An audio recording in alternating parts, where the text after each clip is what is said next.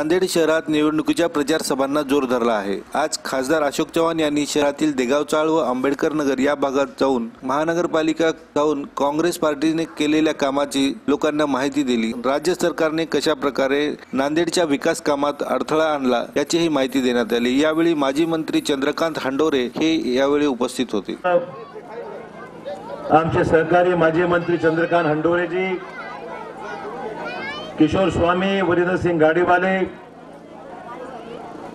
नगरसेवक विलास दबाले, रमेश गोडबोले, मोहम्मद फहीम, शोएब हुसैन, गणपतरावजी दबाले, सत्यानंद शिवरात्री, सुरेश हटकर, संजय कवटेकर, चंद्रकांत भोकरे, मधुकर गच्चे, आमचे ज्येष्ठ नेते कचरू थोरातजी, संतोष नरवाडे, राजू यन्नम, सैयद जफर, करीम खान जी, मंगनाळे जी, वसीम खान जी, सैयद भाई, आज या प्रचार सभेच्या निमित्ताने या ठिकाणी दोन शब्द ऐकण्याकरता आलेल्या माझ्या माता भगिनी, मार्कंडे मंदिर आणि या एनटीसीच्या परिसरातील सर्व माझे मान्यवर बंधू भगिनी, उपस्थित सहकारी मित्रांनो, नमस्कार, राम राम, अस्सलाम वालेकुम, जय भीम। मी आपल्या सर्वांचा आभारी आहे की आज काँग्रेस पक्षाच्या या प्रचार सभेला आपण एवढ्या मोठ्या प्रमाणावर माझे दोन शब्द ऐकण्याकरता या ठिकाणी आपण आलेला आहात।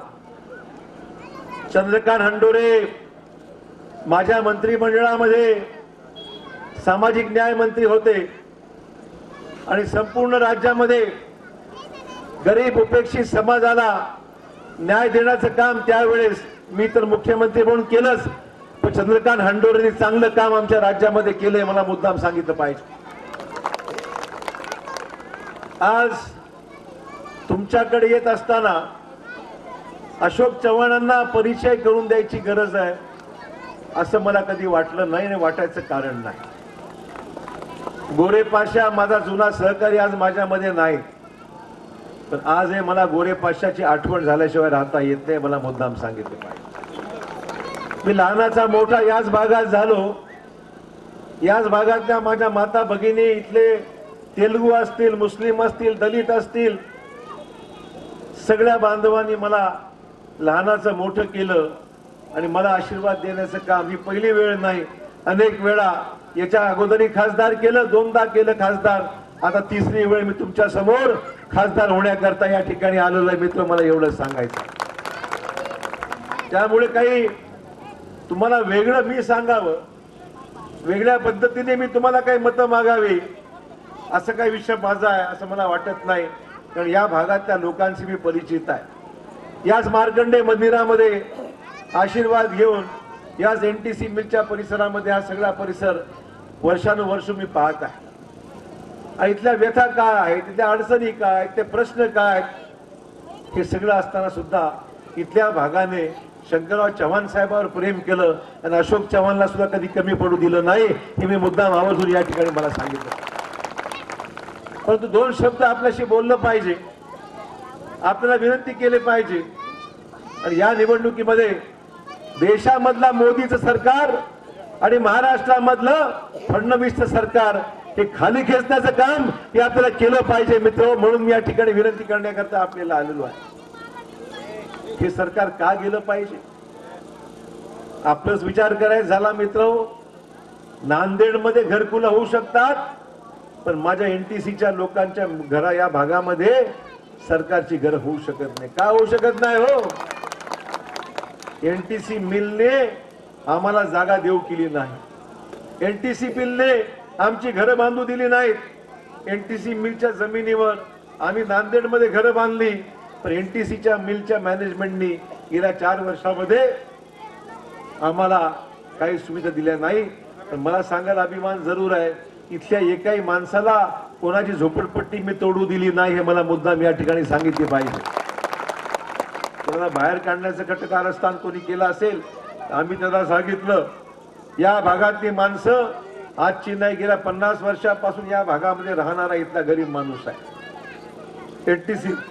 एनटीसी मिल मध्ये काम करत होता, रिटायर झाला, घर नाही दार नाही म्हणून या ठिकाणी झोपडी बांधून राहिला. आज जर एनटीसी मिल या 5 वर्षामध्ये या मोदी सरकारने ऐकलं असतं, तर आमची पक्की घर या झोपडपट्टीच्या ऐवजी पक्की घर आमची नांदेडमध्ये केली ना. आम्ही श्रावस्ती नगरला केलं, आंबेडकर नगरला केलं, त्या भागात झालं. तुमच्या भागामध्ये एनटीसीने काम होऊ दिलं नाही आणि म्हणून आपल्या भागात 5 वर्षामध्ये व्यंकय्या नायडू इथे नगर विकास मंत्री होते. लोकसभेत मी प्रश्न काढला, मी त्यांना म्हणालो की केंद्र शासनाच्या जमिनीवर ज्या झोपड्या आहेत त्या ठिकाणी घरं का होऊ दिली नाहीत. त्यांनी मला सांगितलं बैठक लावू. व्यंकय्या नायडू गेले, बैठक काही लागली नाही आणि स्मृती इराणी आली, तिने काही केलं नाही. मुद्दा एवढाच आहे, गरिबाचे प्रश्न यांना समजत नाही. या सरकारला गरिबांचं कल्याण करण्याचे निधी निर्णय घेत नाहीत. पण मला अभिमान आहे की माझ्या महानगरपालिकेच्या माध्यमातून दलित वस्तीमध्ये काम जर कोणी केलं असेल तर मी तुमच्या दलित वस्तीमध्ये कामं केली, या परिसरामध्ये कामं केले. आणि आज पंचशील नगरमध्ये ब्रिजचं काम चालू आहे, 75 लाख रुपये. पंचशील नगरमध्ये भूमिगत गटार योजनेचं काम मंजूर आहे, रस्ते मंजूर आहे. भीमघाटमध्ये बौद्ध विहाराचं काम मंजूर आहे. अमृत योजनेअंतर्गत आपल्याकडे वॉटर सप्लाय स्कीम मंजूर आहे. आपल्याकडे झेबा जंक्शन हॉलच्या या सगळ्या परिसरामध्ये रस्ता नाल्याची कामं मंजूर आहेत. भीमघाटमध्ये नाला बांधकाम व रस्त्याची कामं मंजूर आहेत. मार्कंडे मंदिर ते पंचशील नगर येथे आपल्याकडे ब्रिज पर्यंत नाला बांधकाम करणे 50 लाख. म्हणजे ही सगळी कामं, ज्याचा मी उल्लेख केला की सगळी कामं या परिसरामध्ये काही झाली, काही प्रगतीपित्यावर, काही मंजुरीच्या स्तरावर आहे. पण 80% झालं, बरोबर आहे का बाबा? सांगा, झालं की नाही? होतं म्हणा, हात वरकून झालं की नाही? टाळ्या तर मारा. मग एवढं काम झालंय काय? जे काम होतंय किमान टाळ्या तरी मारा. आमच्या इंटकच्या मित्रांनो हात तर वर करा, झालंय चांगलं. जो नहीं उसको भी ताली और हो रहा है उसको भी ताली, कुछ तो बताओ बाबा. आपला सगळा भाग आहे, सांगायचं तात्पर्य एवढंच आहे. पण दलित वस्तीच्या कामाला सुद्धा आपले पालकमंत्री होऊ देत नाही. मी याला मुद्दाम सांगतो, पालकमंत्री भांडलो आम्ही, तुमचा काय अधिकार आहे? नगरपालिका आमची आहे. दबाले गोड बोले एकमेकाशी लढत होते, कुस्ती करत होते, आम्ही दोघांना बरोबर आणलं. मला भानगड नाही. आता राहिलं काय भानगड? आता काही भानगड नाही ना. दबाले और गोड बोले दोनों को हाथ से हाथ मिलाया मैंने, अभी झगड़ा बंद करो. बहुत हो गया झगड़ा. मला काय करायचं भांडणं करून? लोकांची परेशानी, ह्याला बोलावतो त्याला नाराज, त्याला बोलतो ह्याला नाराज, त्या दोघांना आणलं मजा बोलावता म्हणून भानगड करू. आता भांडण मिटलं आहे की नाही? मिटलं की नाही? का चालू आहे काहीतरी? दोघांचे भांडणं मिटले आणि मलाही वाटलं देव पावला बरोबर झालं. त्यामुळे यांचे जे काही प्रश्न, आता आमचेच माणसं आहेत आसपास, म्हणायचे बाबा मी एक इकडे गेला की दुसरं तिकडे गेला, म्हणजे काही भानगड करू नका. हा सगळा भाग आपल्याला काँग्रेसला मानणारा, ताकद देणारा भाग आहे. आमची थोडा थकलेच बघा आता, तरी येतं असं टेकत माझ्या घरी येतात, येऊ नका म्हणलं तरी येतात. सवय जातच नाही भेटल्याशिवाय. काय सांगायचं तात्पर्य, इथला गरीब माणूस, तुमच्या शेजारी मी आहे, इथला कधी माणूस भेटतो, सांगतो साहेब हे काम आहे, वो काम आहे, जेवढं होईल तेवढं मदत करणे आमची भूमिका असते. पण मित्र, आज आपण या देशातली भाजप खाली खेचली पाहिजे. तुम्हाला म्हणले होते की नाही, अच्छे दिन आएंगे, आले का अच्छे दिन? 5 वर्षापूर्वी म्हणले होते अच्छे दिन आएंगे, आता म्हणता अच्छे दिन कभी नहीं होते बोले. आता नितिन गडकरी म्हणते अच्छे दिन कभी नहीं होते. ये तो बोलना चुनाव में चुनावी जुमला है, बोलना पड़ता है. मागच्या वेळेस लोक म्हणायचे, मोदी म्हणायचे अब की बार, लोक म्हणायचे मोदी सरकार. आता म्हणतात अब की बार, लोक म्हणतात बस कर यार, बहुत हो गया यार. बरोबर आहे की नाही? आता लोक म्हणतात बस कर यार, बहुत हो गया यार. झूठ बोलने की लिमिट हो गई. फेंकू काम चालू है, दिन भर फेंकने का काम चालू है. लोकांना वाटतं 15 लाख आएंगे, अच्छे दिन आएंगे, पैसे आएंगे, कुछ नहीं हो रहा. सब बंडलबाजी चालू आहे. काँग्रेसच्या काळातल्या सगळ्या योजना यांनी बंद केल्या. सोनिया गांधींनी 2 रुपये 1 रुपयाला गहू तांदूळचा निर्णय सोनिया गांधींनी घेतला, ती योजना बंद करून टाकली. आज घासलेट बंद होऊन झालेलं आहे. उज्ज्वला गॅस दाखवलं नाव, उज्ज्वला गॅसच्या नावाने गॅस योजना आणली, पहिलं सिलेंडर मध्ये घेतल्यानंतर तुमची सगळी सबसिडी कापून घेतात, दुसरं सिलेंडर घ्यायला माणूस जातच नाही, बरोबर आहे? कोई देता ही नहीं ना। पहला सिलेंडर मुफ्त में, पैसे काट के लेते, बाद में बोलते 1100 रुपये भरू, है कहाँ पैसे देने के लिए? है की नाही? बरोबर आहे माझं म्हणणं? सिलेंडर मिळत नाही, सगळं बोगस काम चालू आहे आणि तिकडे म्हणतात भाइयों बहनों पेट्रोल के दाम कम हुए कि नहीं, डीजल के दाम कम हुए कि नहीं? अरे 80 85 87 रुपयामध्ये पेट्रोल डिझेल गेलं, तुमच्या मोटरसायकलीला पेट्रोल डिझेलला पैसे मिळत नाहीत, एवढी अवस्था महागाई करून ठेवली. आणि पेट्रोल पंपावर जाऊन बघा, यांचा फोटो दिसतो हसताना तुमच्याकडे, बताया की नाही कैसा हो गया, फोटो आहे. आज त्या ठिकाणी फोटो दाखवला जातो आणि तुमची मजाक केल्या जाते. मित्र, काँग्रेस पक्षाचे आमचे हिंगोलीचे अधिकृत उमेदवार सुभाष वानखेडे या ठिकाणी आले, जोरदार टाळ्या सुभाष वानखेडे स्वागत करा. बब्बर शहर आहे हमारा वहां से हिंगोली, आणि तिकडे बाबासाहेब आंबेडकरांचं स्मारक करतो म्हणून तिथे नारळ फोडलं. 3 वर्ष झाले काही झालेलं नाही.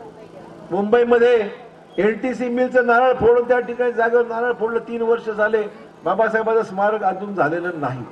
छत्रपती शिवाजी महाराजांचं स्मारक समुद्रामध्ये करू, तिकडे त्या ठिकाणी जाऊन जलपूजन केलं, तिथेही काही झालं नाही. मित्र हो, मग सांगा, फक्त लेंगे छत्रपती शिवाजी महाराज का नाम और चलो चले मोदी के साथ ही म्हणलं ज्यांनी, काय मिळालं लोकांना? काही मिळालं नाही. फक्त नारळ फोडायचे यांनी, आणि नारळ फोडून आपल्याला बेवकूफ बनवायचं काम जर कोणी केलं असेल तर या भाजपवाल्यांनी, या सेनेवाल्यांनी केलेलं आहे, ज्यातून प्रचंड नुकसान सामान्य माणसाचं आहे. लोकांना वाटतं 15 लाख रुपये आएंगे, अरे 15 लाख नहीं, कम से कम लाख रुपये भी आएगा. कुछ नहीं आया, कुछ भी नहीं आया. आणि आज सामान्य माणूस आज होरपळून चाललाय. शेतकऱ्यांनी 12,000 शेतकऱ्यांनी आत्महत्या केल्या महाराष्ट्रामध्ये. स्वतःला विष घेऊन माणसं मेली. शेतीमालाला भाव नाही, दुधाला भाव नाही, रस्त्यावर दूध फेकलं, भाजीपाला फेकून दिला, कारण की भाव नाही मिल रहा, दाम नहीं मिला, करेंगे क्या उसको? अशी अवस्था आज सामान्य माणसाची मित्र निर्माण झालेली आहे. आणि म्हणून मला वाटतं एवढंच आहे की फक्त आता यांनी मतं मागायला येतील. आणि हे काय केलं आता, यांनी काय केलंय तर आता त्या ठिकाणी दूसरा पक्ष उभा केलाय. उनको मालूम है कि गरीब आदमी भाजपा को वोट देने वाला नहीं. उनको मालूम है कि भाजपा को अभी उनका वोट मिलने वाला, गरीब आदमी का वोट मिलने वाला नहीं. आणि म्हणून बाजूला वंचित आघाडी उभी केली. वंचित आघाडीला मतदान देणं म्हणजे काय होणार आहे? फायदा भाजपा का होणार, बरोबर है? ये समझ लो. जा दूसरे किसी को वोट देना मतलब भाजपा को वोट मिलना, मतलब हमारा वोट कम हो गया था, फायदा भाजपा का होने वाला है. मला मुद्दाम इथे बसलेल्या माता भगिनींना सांगायचंय, मी स्वतः बाबासाहेब आंबेडकरांच्या घरामध्ये यांना प्रकाश भाऊंना भेटायला 4 ते 5 वेळा गेलो. त्यांना म्हणला वेगळी सूल मांडू नका, म्हणलं मी विनंती केली आपण एकत्र काम करूया. 2 जागा घ्या, 4 जागा घ्या, 6 जागा घ्या, 8 जागा घ्या, काय हरकत नाही, पण आपण एकत्र आलं पाहिजे. मला म्हणले आम्ही 22 जागा डिक्लेअर केल्या, 22च्या पुढे बोला. आणि म्हटलं 22च्या पुढे 22 जागा कुठल्या? नांदेड आम्हाला पाहिजे म्हणले, बारामती आम्हाला पाहिजे म्हटले, तिकडं म्हाडा आम्हाला पाहिजे म्हटले. आता या जागा जर दिल्या आम्हाला फक्त भजन करायचं काम शिल्लक राहणार, बाकी कामच काय राहणार. सांगायचं एवढं आहे. आम्ही मनापासून प्रयत्न केला की बाबा ऐसा मत करो, ऐसा करेंगे अपने वोट कुछ हमको मिलेंगे, कुछ तुमको मिलेंगे, दोनों में बढ़ जाएंगे, तो फायदा किसका होगा? फायदा भाजप का होगा. आणि म्हणून ज्या लोकांनी आपल्याला आपली सुख, आपलं दुःख हे कधी पाहवलं नाही, आपल्याला मुसलमान बांधवांना सांगितलं आरक्षण द्या नाही, मराठ्यांचं आरक्षण अजून काही झालेलं नाही, मागासवर्गीयांना काही मदत काही झाली नाही, अन्याय अत्याचार वाढत चालले, अशा प्रकारची अवस्था झालेली आहे. आणि महात्मा गांधीजींच्या नाव घ्यायचं स्वच्छ भारत अभियान, है क्या दिखता क्या स्वच्छ अभियान दिखता क्या? एनटीसी में स्वच्छ भारत अभियान कहाँ गया? महात्मा गांधी का चश्मा लगा के बोलते महात्मा गांधी का नाम लेके. दोस्तों, महात्मा गांधी का नाम लेके कोई महात्मा गांधी नहीं हो सकता. हवा का मामूली झोंका, हवा का मामूली झोंका कभी आंधी नहीं हो सकता. चरखा घुमाने से कोई महात्मा गांधी नहीं हो सकता. दोस्तों, आणि यांनी महात्मा गांधीच्या नावाला कधी हात, त्यांना कधी संबंधच नाही. महात्मा गांधीचं नाव घ्यायचं, मतं मागायची, आणि मग अशा प्रकारे दाखवायचं की गरिबांचे आम्ही कैवारी आहोत. मित्र, ह्यांनी सत्तेतून पैसा कमावला आणि आता पैशातून पुन्हा सत्तेकडे जायचा प्रयत्न चाललेला आहे. वो बोलते की हम खरीद लेंगे आपको, हम खरीद लेंगे गरीब के वोट को. मला गरिबांना, इथे बसलेल्या माता भगिनींना, एनटीसी मध्ये काम करणाऱ्या, बिडी बनवणाऱ्या माझ्या असंख्य महिला पाहतो. मला माहिती इथला व्यवसाय मी जवळून पाहिला. आता कमी होत चालला व्यवसाय, फार फार कमी झालेला. अशाही परिस्थितीमध्ये पाहतो मी इथला तेलुगू समाज आहे, महिला आमच्या काय आहे, मुस्लिम बांधव आहेत, दलित आहेत, या सर्वांना सांगायचंय यांच्या भूलथापाला बळी पडू नका. यांनी आता अनेक पद्धतीने प्रयत्न सुरू केलाय. आता काय केलंय, अशोक चव्हाण नावाचा नवीन माणूस शोधून काढलाय कुठेतरी. एक नया आदमी ढूंढ के निकाले, उसका नाम भी अशोक चव्हाण ही से. वो एक कंधार का लोहा का आदमी खड़े करके रखा है, उसका नाम भी उधर है. उसको समझता नहीं इनको. आजकल नाम के सामने फोटो आ रहा है और सामने पंजा रहने वाला है. उसने किसी का भी नाम लेकर आए तो फर्क नहीं पड़ता, उसका नाम नीचे. और क्या करने वाले हैं, आखिरी के 2 दिन में बोलेंगे अशोक चव्हाणांची माघार आणि त्यांना पाठिंबा. ऐसा बोगस प्रचार चालू करेंगे. इसमें फंस नहीं जाना. मैं कांग्रेस पार्टी का नुमाइंदा हूं, मी काँग्रेस पक्षाचा उमेदवार आहे आणि काँग्रेस पक्षाची निशाणी पंजा आहे. मी तो लक्षात ठेवा. अशा बोगस नावाला थारा देऊ नका. काहीतरी खोटं बोलतील आणि शेवटी आखरी में रात को बोलेंगे अशोक चव्हाणनी माघार घेतली बघा, अशोक चव्हाण याच्यामध्ये आमच्या पाठिंबा. ऐसा होई नाही सकता. वो डुप्लिकेट अशोक चव्हाण है, मैं ओरिजिनल अशोक चव्हाण याद. त्यामुळे आता हा उद्योग सुरू होणार लक्षात ठेवा. आणि म्हणून तुम्हाला सतर्क करण्याकरता या गोष्टीचा उल्लेख करत आहे.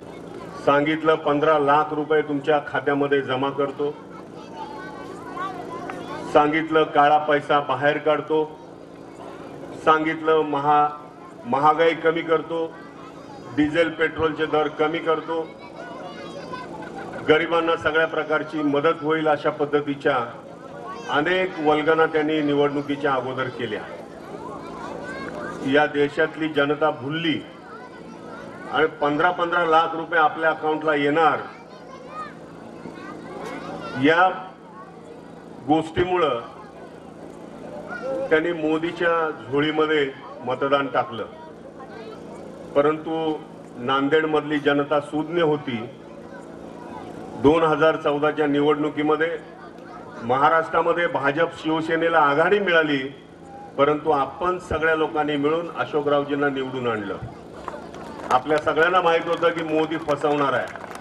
15 लाख रुपये काय येणार नाहीत, महागाई काय कमी होणार नाही, हे आपण त्यावेळेस ओळखलं आणि ते आज खरं होत आहे. आले का 15 लाख रुपये तुमच्याकडे? महागाई कमी झाली का? डिझेल पेट्रोलचे दर कमी झाले का? आश्वासनाची खैरात अजूनही चालू आहे. आमचे नेते राहुलजी गांधी यांनी मध्य प्रदेश, राजस्थान आणि उत्तराखंडमध्ये, छत्तीसगडमध्ये ज्या निवडणुका झाल्या त्या निवडणुकीमध्ये सांगितलं की या 3 राज्यामध्ये जर आमचं सरकार आलं तर 10 दिवसाच्या आतमध्ये शेतकऱ्यांचं कर्ज आम्ही माफ करू. आणि मित्रांनो, गंमत बघा, मध्य प्रदेशमध्ये सरकार आलं, 1 दिवसाच्या आतमध्ये कमलनाथ मुख्यमंत्र्यांनी तिथल्या राज्यातल्या सगळ्या शेतकऱ्यांचं कर्ज माफ केलं. अशोक गेहलोत राजस्थानचे मुख्यमंत्री झाले, 2 दिवसामध्ये त्यांनी सगळ्या शेतकऱ्यांचं कर्ज माफ केलं. म्हणजे राहुलजी गांधी जो शब्द देत आहेत तो पाळतायत. आणि म्हणून राहुलजी गांधींनी आता आपल्याला सांगितलं की ज्यांचं उत्पन्न 12,000च्या आतमध्ये आहे त्या सगळ्या लोकांना आम्ही शासनाच्या वतीनं प्रत्येक वर्षी 72,000 रुपये देणार. आणि राहुल गांधी जे शब्द देत आहेत ते खरं करून दाखवत आहेत. आणि म्हणून आज देशभर जनता त्यांच्या मागे उभी राहिलेली आहे. मोदी दहशतवादाच्या विरुद्ध एअर स्ट्राईकचं भांडवल करतायत. आता तो उपग्रह पाडण्याचं काम केलं शास्त्रज्ञांनी, क्रेडिट घेण्याचं काम बीजेपीनं केलं. म्हणजे लोकांचं मत परिवर्तन, लोकांचं मत डायव्हर्शन करण्याचा प्रयत्न मोदी गव्हर्नमेंटनं चालवलेला आहे. आणि म्हणून ह्या अशा फसव्या माणसांना आपल्याला दूर सारायचं आहे. अनेक वल्गना त्यांनी केल्या. आपल्याला माहित आहे की मोदीला सत्तेवर आणण्यासाठी राष्ट्रीय स्वयंसेवक संघाचे लोक झटत होते, विश्व हिंदू परिषदेचे लोक झटत होते, सनातनचे लोक झटत होते. अनेक त्यांच्या अशा संघटना आहेत की ज्या संघटनांनी मोदीच्या मागे ससेमिरा लावून हे हिंदू राष्ट्र कसं निर्माण होईल या देशाची डॉक्टर बाबासाहेब आंबेडकरांनी लिहिलेली घटना कशी बदलता येईल यासाठी डायरेक्ट इनडायरेक्ट प्रयत्न सुरू केले. आपण बघत असाल डॉक्टर बाबासाहेब आंबेडकरांनी आपल्या आजारपण बाजूला ठेवून 2 वर्ष 11 महिने आणि 17 दिवस म्हणजे जवळजवळ 3 वर्ष दिवसाची रात्र आणि रात्रीचा दिवस एक करून या देशाची राज्यघटना तयार केली. आपण बघताय जम्मू काश्मीरच्या लोकांचे रहनसहन वेगळे आहे, तिथलं खाणं पिणं वेगळं आहे, इकडे तामिळनाडू मधल्या लोकांचं रहनसहन वेगळे आहे, त्यांची बोली भाषा वेगळी आहे. अशा या विविधतेनं नटलेल्या या देशामध्ये एक समान दुवा सांगण्याचं काम डॉक्टर बाबासाहेब आंबेडकरांनी खूप परिश्रम घेऊन घटनेच्या रूपानं केलं. परंतु दुर्दैवानं या देशातल्या ह्या जातीयवाद्यांना मनूची राज्यघटना या देशामध्ये आणायची आहे. मनू सांगेल त्याच पद्धतीनं करायचं आहे. मनूनं काय सांगितलं, चातुर्वर्णीय पद्धत जोपासली पाहिजे. त्या काळामध्ये बघत असाल आपण गळ्यामध्ये मडकं आणि कमरेला बोराट्याची झाडू, रस्त्यावर जायची हिंमत नव्हती, उकिरड्यावरचं जिनं आमची माणसं जगत होती. अशा परिस्थितीमध्ये बाबासाहेब आंबेडकरांचा जन्म झाला, आयुष्यभर संघर्ष केला आणि या जातीयवाद्यांच्या जोखडातनं बाबासाहेबांनी घटनेच्या रूपानं तुम्हाला नवीन संजीवनी दिली. या घटनेमध्ये आपल्याला तरतुदी दिल्या, सर्वांना एक मत, राजाला एक मत आणि सर्वसामान्य माणसाला एक मत. आपल्याला रिझर्वेशन दिलं बाबासाहेबांनी, शिक्षणामध्ये नोकरीमध्ये दिलं, सगळ्या प्रकारच्या रिझर्वेशन्स दिल्या. अस्पृश्यता हा गुन्हा ठरवला गेला आणि त्यामुळे आपण सगळे माणसात आलो. या देशामध्ये सर्व धर्म समभाव निर्माण करणारी राज्यघटना, प्रत्येक माणसाला सन्मान मिळाला पाहिजे. मग तो हिंदू असेल, मुस्लिम असेल, बौद्ध असेल, ईसाई असेल, प्रत्येक माणसाला त्याच्या पद्धतीने जगण्याचा अधिकार या राज्यघटनेनं मिळवून दिला. त्यासाठी बाबासाहेब आंबेडकरांनी खूप प्रचंड प्रयत्न केले. या देशामध्ये दिल्लीच्या ठिकाणी जे जंतर मंतर नावाचं क्षेत्र आहे, जो ठिकाण आहे, देशातले सगळे मोर्चे त्या ठिकाणी होत आहेत. त्या ठिकाणी हिंदुत्ववाद्यांनी डॉक्टर बाबासाहेब आंबेडकरांनी लिहिलेली राज्यघटना जाळण्याचं काम केलं. तिरंगा ध्वज जाळण्याचा प्रयत्न केला आणि तरी सुद्धा हे सरकार त्यांच्यावर काही कारवाई करत नाही. या राज्यघटनेची मोडतोड करण्याचा प्रयत्न सुरू झालेला आहे. बाबासाहेब आंबेडकरांनी या देशामध्ये कुणाची एकाधिकारशाही चालू नये म्हणून राज्यघटनेमध्ये वेगवेगळ्या संस्था निर्माण केल्या. जसं सर्वोच्च न्यायालय निर्माण केलं, सर्वोच्च न्यायालय कायदे मंडळाला सगळा अधिकार न्याय संस्थेला दिला. सरकार जर चुकीच्या पद्धतीने वागलं तर कोर्टात जाण्याचा अधिकार आपल्याला आहे. या देशामध्ये देशाची अर्थव्यवस्था मजबूत व्हावी म्हणून रिझर्व्ह बँकेची तरतूद बाबासाहेब आंबेडकरांनी राज्यघटनेमध्ये केली, त्याला ऑटोनॉमस दर्जा दिला. या ठिकाणी सीबीआय जी देशातली सर्वोच्च तपास यंत्रणा आहे, त्या तपास यंत्रणेच्या माध्यमातून गोरगरिबावर अन्याय होता कामा नये म्हणून त्या संस्थेची निर्मिती केली. अनेक संस्था निर्माण करून या देशाला एक संघ ठेवण्याचं काम डॉक्टर बाबासाहेब आंबेडकरांनी घटनेच्या रूपाने केलं. याचं दुर्दैव म्हणजे आपण बघत असाल की मागच्या 5-6 महिन्यामध्ये सुप्रीम कोर्टाचे जज जनतेच्या समोर आले, म्हणजे न्याय व्यवस्था मोडीत काढण्याचं काम सुरू केलं. रिझर्व्ह बँकेमध्ये हस्तक्षेप सुरू केला, सीबीआय मध्ये हस्तक्षेप सुरू केला. याचाच अर्थ असा आहे की बाबासाहेबांची राज्यघटना एक संस्था निकामी करून ही घटना मोडीत काढण्याचं काम नरेंद्र मोदी आणि त्यांच्या सगळ्या संस्थांनी केलेलं आहे. मग अशा वेळेस आपली काय भूमिका आहे? मागच्या वेळेस पंतप्रधान अटल बिहारी वाजपेयी होते, त्यांनी देशाची ही राज्यघटना, ती राज्यघटनेचा सर्वे सुरू केला, रिव्ह्यू सुरू केलं. आमच्या नेत्या सोनिया गांधी दीक्षाभूमीवर गेल्या आणि बाबासाहेबांना नतमस्तक होऊन त्यांनी सांगितलं, अटल बिहारी वाजपेयी खबरदार, डॉक्टर बाबासाहेब आंबेडकरांची घटना बदली कराल तर याद राखा आम्ही पार्लमेंट चालू देणार नाही. आमचे नेते राहुलजी गांधी यांनी सुद्धा सांगितलं की या देशाची राज्यघटना ही सर्व धर्म समभाव मानणारी आहे, सगळ्या लोकांना बरोबर घेऊन जाणारी आहे आणि म्हणून ही राज्यघटना वाचली पाहिजे. बंधू आणि भगिनींनो, लक्षात घ्या की पार्लमेंटमध्ये आज भारतीय जनता पार्टीची जरी मेजॉरिटी असली तरी राज्यसभेमध्ये मेजॉरिटी नाहीये. आणि जोपर्यंत पार्लमेंटच्या दोन्ही सभागृहामध्ये, मग लोकसभा असेल किंवा राज्यसभा असेल, याच्यामध्ये 2/3 बहुमत झाल्याशिवाय राज्यघटनेला हात लावता येत नाही. आणि म्हणून यांचा प्रयत्न असा आहे, या 2019च्या निवडणुकीमध्ये जर त्यांची मेजॉरिटी आली, लोकसभेमध्ये त्यांचे खासदार जर वाढले तर राज्यसभेमध्ये सुद्धा त्यांचे खासदार वाढतील आणि मग येणाऱ्या 1-2 वर्षामध्ये बाबासाहेबांनी लिहिलेल्या घटनेची मोडतोड सुरू होईल, घटना बदलण्याचं काम होईल. मोदी सरकारला खाली खेचायचं. या सरकारने संविधानाला हात लावायची गोष्ट केली. या देशाचं संविधान जे बाबासाहेब आंबेडकरांनी लिहिलं ते संविधान या माणसांना बदलायचंय. RSSच्या मनुवादी धोरणाला आपल्याला खाली खेचायचंय. मित्र हो, जास्त काळ ही गेल्या 5 वर्षामध्ये यांनी लोकांच्या तोंडाला पानं पुसण्याचं यांनी काम केलंय. खोटं बोलण्याचं काम यांनी केलं. जेवढे वादे केले त्याचं एकही अंमलबजावणी झाली नाही. मागच्या निवडणुकीला हे म्हणायचे अब की बार, लोक म्हणायचे मोदी सरकार. नांदेडचे लोक नाही म्हणायचे, नांदेड लोक म्हणायचे अब की बार भी अशोक चव्हाण, आणि त्याच्यामुळे मी इथे आहे. बाकी जिल्ह्यामध्ये काय म्हणायचे अब की बार, त्यावेळेस लोक म्हणायचे मोदी सरकार. आता म्हणले अब की बार, लोक म्हणतात बस कर यार, बहुत हो गया यार, बहुत हो गया यार. अशी अवस्था लोकांची झाली आहे. 15 लाख रुपये अकाउंटला नाही.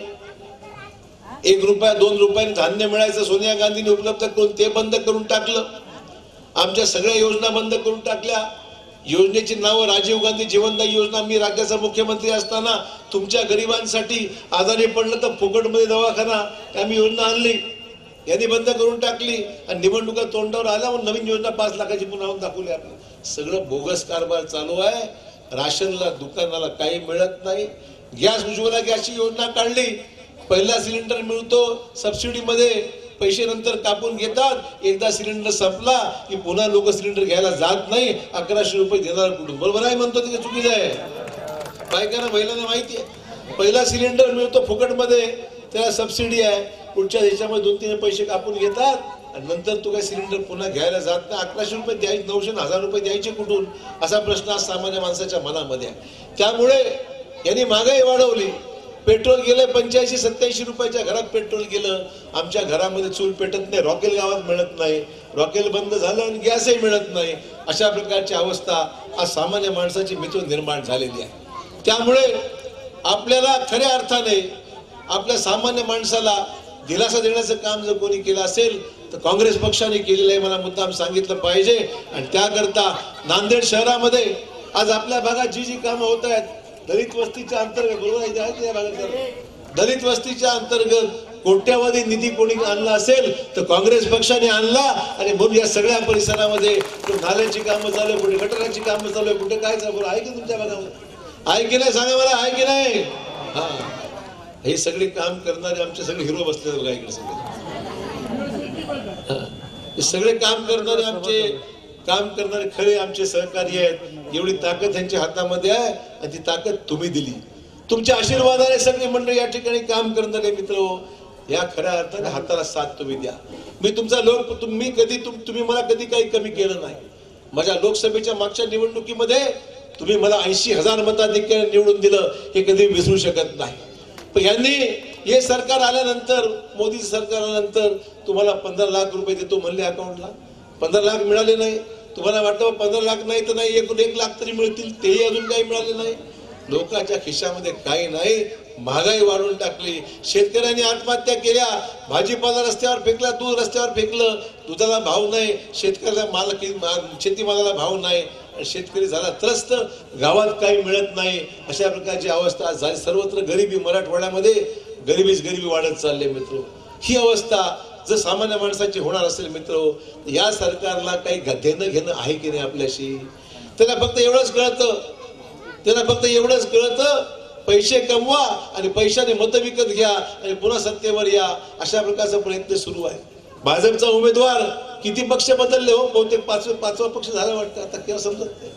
ज्याचा मुख्यमंत्री ज्या पक्षाचा त्याचा हा आमदार, हे ठरलेलं आहे. असं यांना कुठला पक्ष नाही, यांना कुठलं धोरण नाही, हे फक्त सत्तेच्या मागे यासाठी आहेत, यांची पाप लपवण्याकरता ह्याला सत्ता हवी आहे. आणि म्हणून माझ्या विरोधामध्ये मला नांदेडमध्ये गुंतवून ठेवण्याकरता मुख्यमंत्र्यांची ही खेळी आहे. तर मला मित्र सांगितलं पाहिजे, मी नांदेडमध्ये गेलो न गेलो बाहेर जरूर फिरणार आहे, पण नांदेडच्या लोकांवर माझा एवढा विश्वास आहे, मी नाही जरी गेलो तर लोक माझ्या मागे खंबीरपणे उभं राहून मला या ठिकाणी निवडून देणार आहेत, याबद्दल माझ्या मनामध्ये शंका नाही. तर मित्र, आपल्याला एवढंच करायचंय, आपल्या विचाराचं सरकार देशात आणायचंय. या महाराष्ट्रात सुद्धा आपल्या विचाराचं सरकार आपलं आणायचं. हे देवेंद्र फडणवीस म्हणजे निवड फसवणारं सरकार आहे. हे फडणवीस सरकार नाही, फसवणवीस सरकार आहे. फसवणारं फसवणवीस सरकार आहे. तुमच्या हाताला काय मिळणार नाही. पेशवाई चालू आहे म्हणतात, हे बरोबर आहे. तर आपल्या हाताला काय नाही, हाताला काम नाही, अशा प्रकारची अवस्था या ठिकाणी झाली.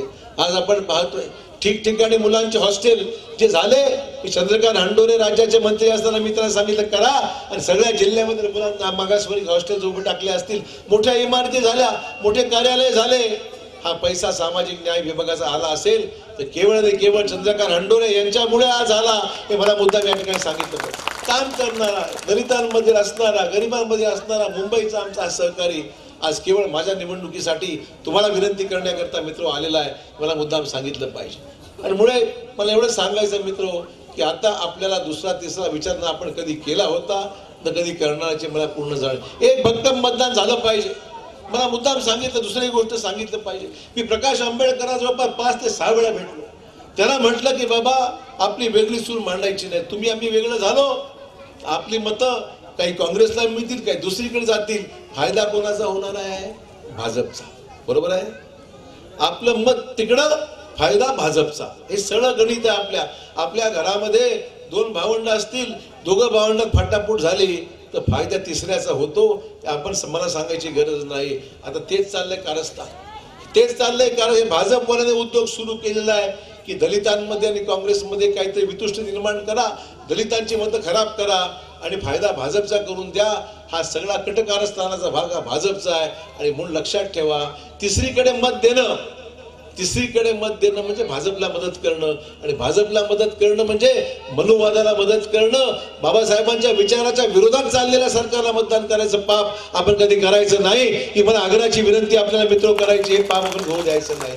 आपल्या सर्वांना लक्षात ठेवलं पाहिजे, आपलं मत ज्याला पडेल तो निवडून आला पाहिजे. आणि निवडून येणारा मित्र हो, माता भगिनींनो, हा तुमचा उमेदवार सक्षम आहे. 100% तुमचा आशीर्वाद मिळाल्यानंतर मला कोणी पाडू शकत नाही, मला मुद्दाम या ठिकाणी सांगितलं पाहिजे. एवढी प्रचंड ताकद आज तुमच्या हातामध्ये आहे, तुमच्या विचारांमध्ये आहे. आणि आम्ही सुद्धा बाबासाहेबांना परमपूज्य आदरणीय मानतो. त्यांच्या शिकवणीनुसार हे देशाचं संविधान चाललं पाहिजे. आमची भूमिका देश जर चालत असताना संविधानाच्या चौकटीमध्ये राहून या देशाचं भलं झालं पाहिजे. ह्यांना संविधान बदलायचं आहे, यांना RSSच्या हातामध्ये हा देश द्यायचा आहे, यांना गरिबांना अन्याय करायचा आहे. मोठ्या माणसाचं सरकार आहे, गरीब माणसाचं सरकार नाहीये. गरिबांना कुठल्याच योजना नाही. गेल्या 5 वर्षामध्ये जेवढ्या घोषणा केल्या त्या सगळ्या घोषणा कागदावर राहिल्या, प्रत्यक्षात मात्र कुठल्याही घोषणेची अंमलबजावणी या सरकारने केलेली नाही. मोठ्या जाहिराती येतात, आपलं सरकार फक्त घोषणा दमदार, प्रत्यक्षात मात्र काही घडत नाही. हा अनुभवाने मी सांगतो, मला तुम्हाला अधिक सांगायची गरज नाही. बाबासाहेब आंबेडकरांचं स्मारक का होऊ शकलं नाही हो? यांचं सरकार 5 वर्ष झाली. मुंबईची इंदू मिलची जागा काँग्रेस पक्षाच्या कालावधीमध्ये जागा दिली आपण, पण ह्यांनी मोदींच्या हस्ते भूमिपूजन केलं त्या बाबासाहेब आंबेडकरांच्या स्मारकाचं. 3 वर्षामध्ये अद्याप काही झालं नाही. एकही भेट रस्त्या गेली आंबेडकर काही झालेलं नाही. बाबासाहेब आंबेडकरांचं स्मारक एवढंच नाही, छत्रपती शिवाजी महाराजांच्या स्मारकाचं सुद्धा भूमिपूजन जलपूजन मुंबईच्या चौपाटीवर केलं.